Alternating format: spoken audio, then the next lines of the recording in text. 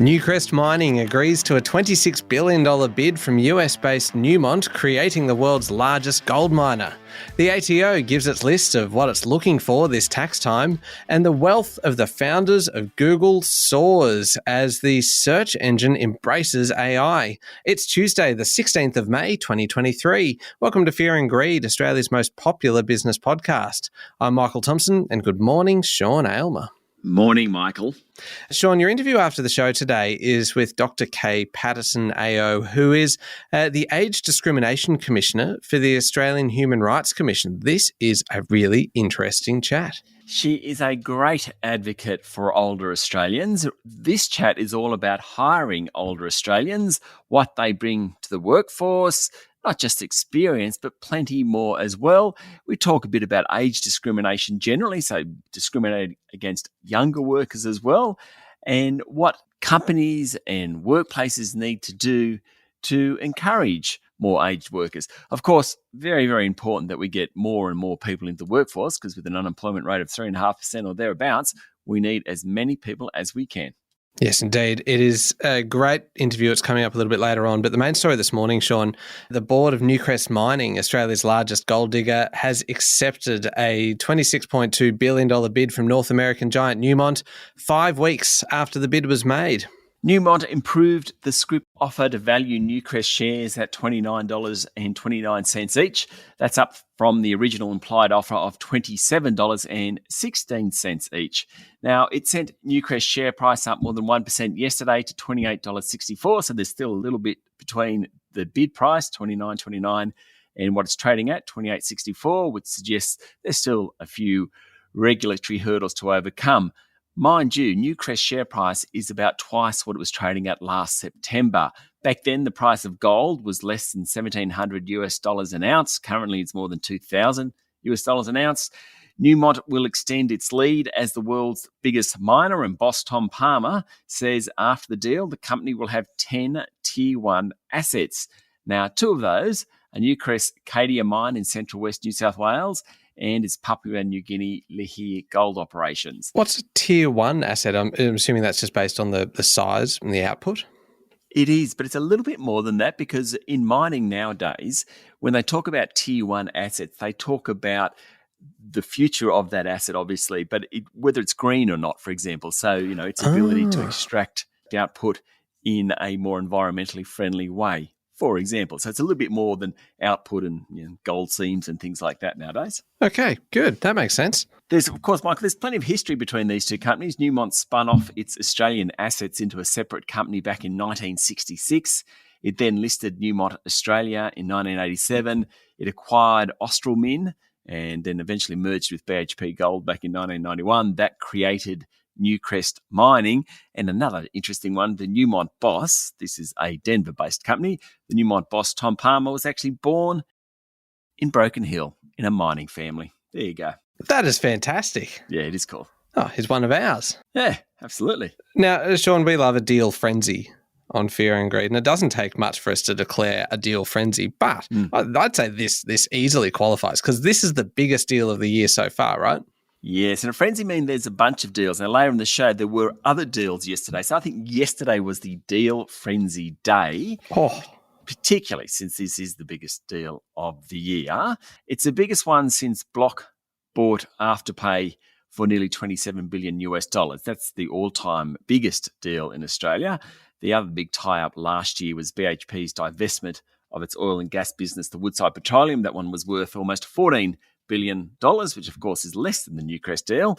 Now, until yesterday, the biggest deal of the year, and it's still going through shareholder and regulatory approvals, is Brookfield's $18.7 billion takeover of Origin Energy. Last week, we had the $10.6 billion merger between Livent and Allkem. They're the lithium miners.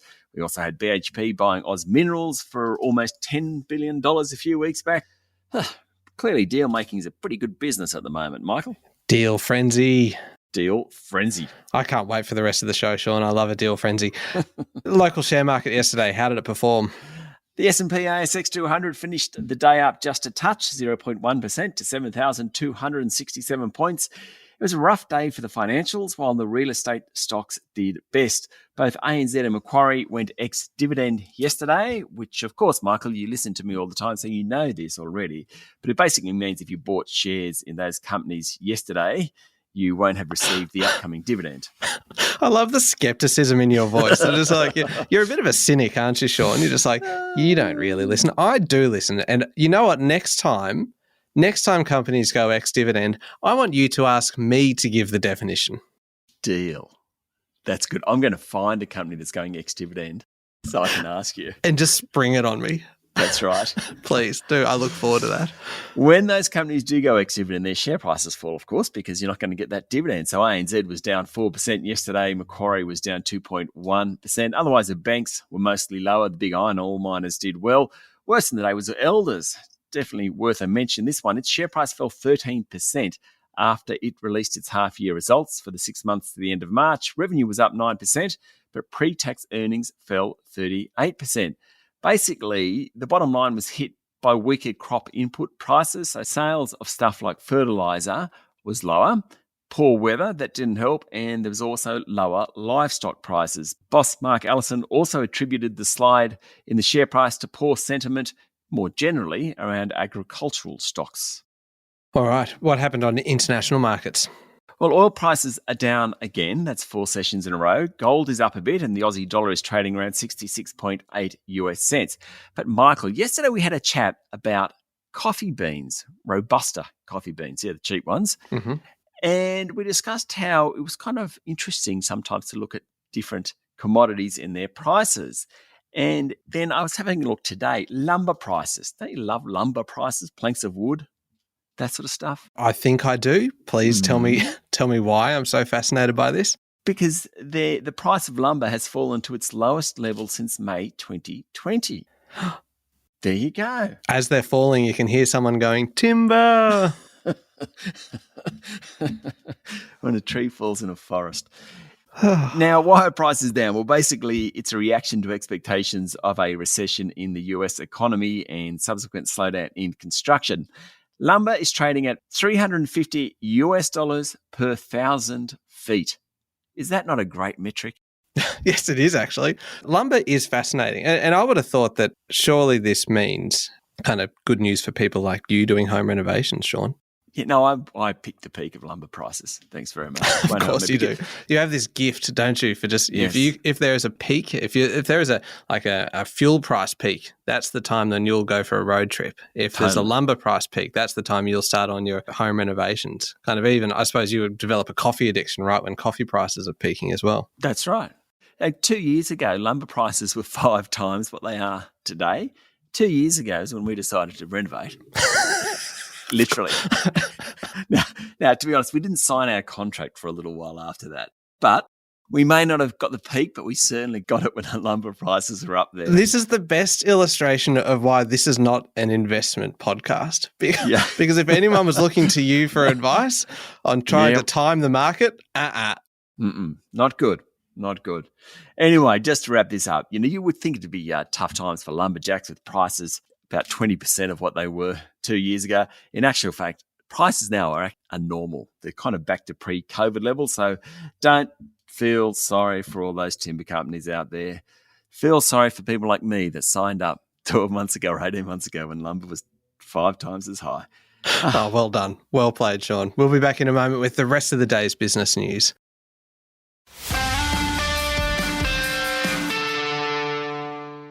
Sean, Australia is well behind the pace on achieving Labor's target of hitting 82% renewables in the power grid by 2030, the nation's Green Bank has warned. Clean Energy Finance Corporation Chief Executive Ian Learmonth yesterday said in order to meet the ambitious goals around renewable energy and emissions, Australia needs to install an estimated 29 gigawatts of large-scale renewables. Last year, Australia installed just 2.3 gigawatts of large-scale wind and solar, and also another 2.7 gigawatts of solar rooftops. From now on, we need about 3.6 gigawatts a year. That's about one substantial wind farm every month. That's according to a report in The Australian.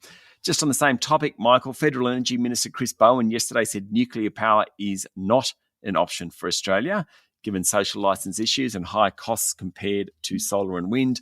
Opposition leader Peter Dutton had said Australia should consider small modular nuclear power plants as part of the energy mix. Bowen also conceded that a $20 billion plan to rebuild Australia's electricity transmission network faces worker shortages and challenges getting farmers and landowners on side. I reckon we're going to hear lots about the transmission network and the fact that it's not built for purpose when it comes to renewables, at least, probably over the next 10 years or so.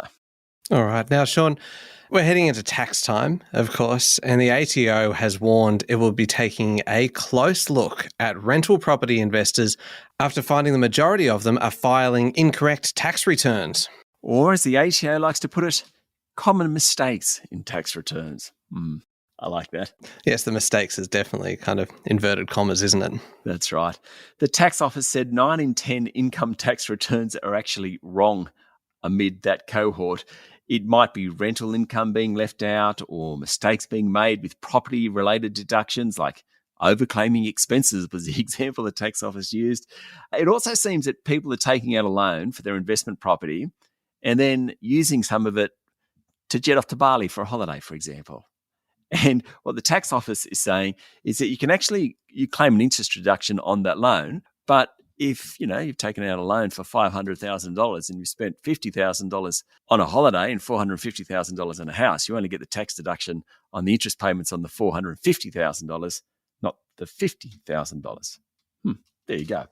The tax office also warned on work-related expenses. Don't just copy and paste last year's tax return. That's what they said. Work out what you can deduct legally and actually do that. Also, the ATO will take a closer look at capital gains tax, whether you've declared earnings from the sale of assets like shares, crypto, property, things like that. Goodness me. To me, it just seems like a very good argument for getting some professional help with your tax. Absolutely. Well, the funny thing is that in the case of the property investors, the vast majority actually use a tax agent, yet still 9 in 10 are filing incorrectly. Oh, dear. All right. Now, Telstra will push up mobile broadband prices by 7% following its decision last fortnight to increase the cost of prepaid plans. Australia's biggest telco said it's in response to rising costs and the increase is in line with inflation. Telstra will lift the data included in its basic postpaid plan from 40 gigabits to 50 gigabits per month, and the price will jump from $58 to $62. Now, the essential tier, that's the mid group, it's no change in its data allowance, but the cost will go from $68 per month to $72. That plan allows 180 gigabits per month. The premium plan will rise from $89 to $95 per month. It will still include 300 gigabits of data. Now, Sean, you mentioned on the weekend when we were talking on the weekend edition about the PwC tax leaks scandal that there was going to be plenty more still to come. You picked it as a bit of a sleeper story that had a long way to play out. Now, the boss of the firm in Australia, Tom Seymour, is to retire at the end of September, while former Telstra boss Ziggy Swiatowski is going to lead an independent review into what happened. Dr. Swiatowski will examine all aspects of the firm's governance, accountability and culture and report back to the Big Four consulting firm by September. The company has pledged to make a summary of his key recommendations public. The Financial Review is reporting that the firm's leadership is prepared to ask more partners to retire over the tax leaks. Now, remember, this saga became public in January when the Fin Review revealed that the Tax Practitioners Board, which regulates the country's tax agents, had terminated the registration of former PwC tax partner Peter Collins for sharing confidential information about the government's tax plans with other partners and staff.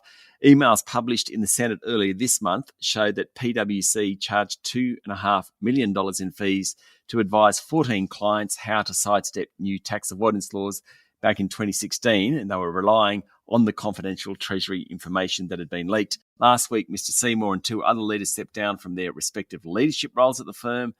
Now, Mr. Seymour will leave the company. Okay, now, Sean, you made me wait a while for this one, the deal frenzy, because the big deal between the gold miners certainly wasn't the only M&A activity yesterday, although, of course, it was the big one. But we had private equity group TPG upping its offer for InvoCare, Australia's largest funerals group. Following the new $1.9 billion bid, the board of InvoCare agreed to open its books to TPG for due diligence. The board also said it will recommend the offer to shareholders, assuming an independent expert's report backs it, and there's no superior offer.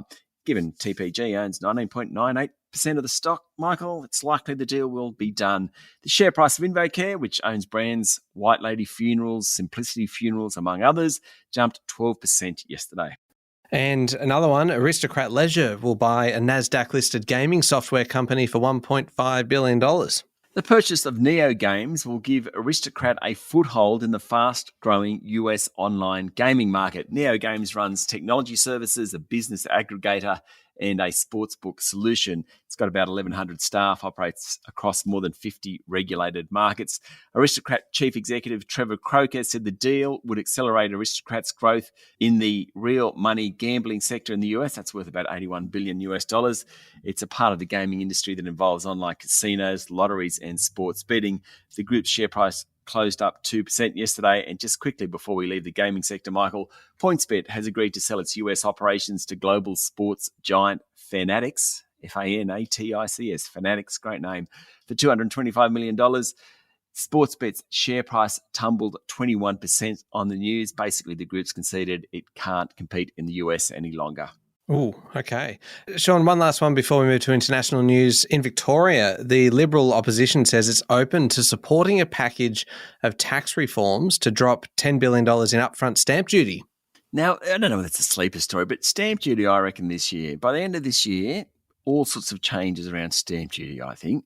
So the Victorian Department of Treasury and Finance has been examining options to overhaul the Victorian tax system as part of a housing affordability package to cut the upfront cost of buying a home, allowing buyers to switch to the option of paying annual land taxes rather than a stamp duty is expected to get a run, or at least be part of the suggestions from the department.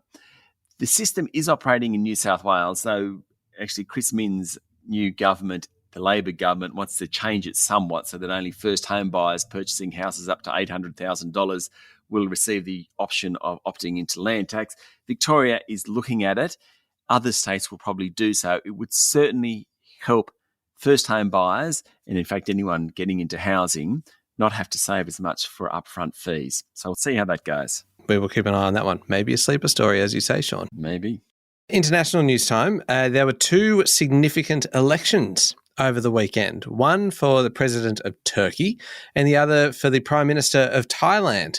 Turkey is heading for a runoff vote after the counting shows that President Erdogan, who has spent 20 years in power, has a lead of more than 2 million votes. But that's not enough to avoid a second round on May 28. He has about 49.3% of the vote. He needs 50% of the vote.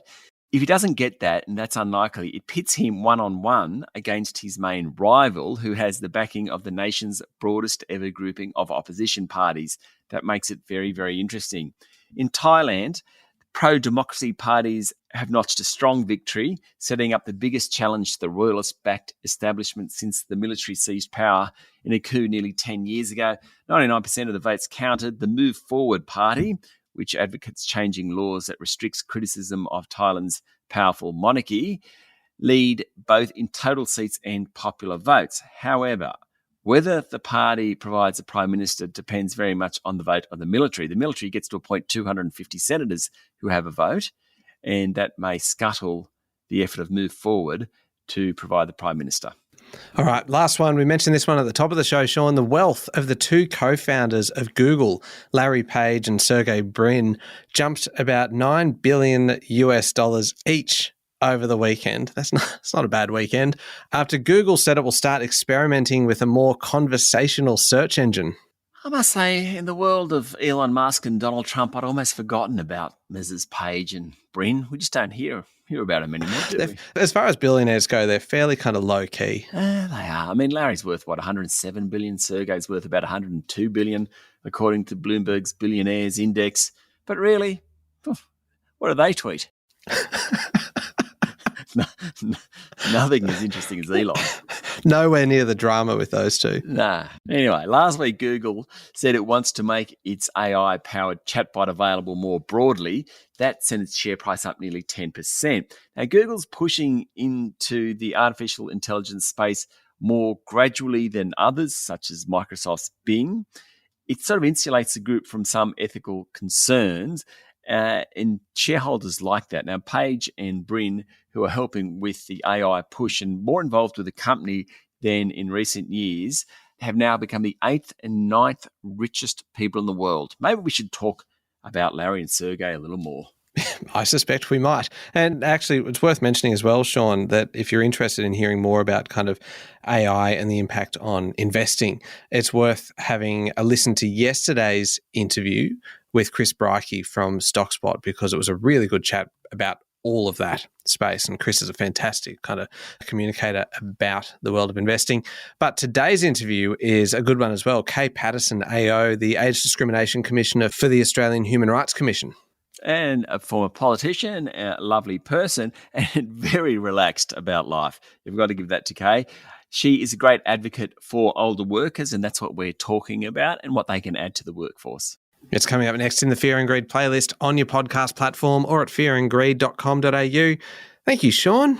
Thank you, Michael. It's Tuesday, the 16th of May, 2023. Make sure you're following the podcast. Join us online on LinkedIn, on Instagram, Twitter, and Facebook, and stay up to date on all the business news with Alexa and your Amazon Echo smart speaker.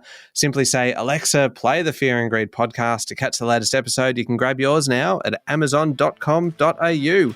I'm Michael Thompson, and that was Fear and Greed. Have a great day.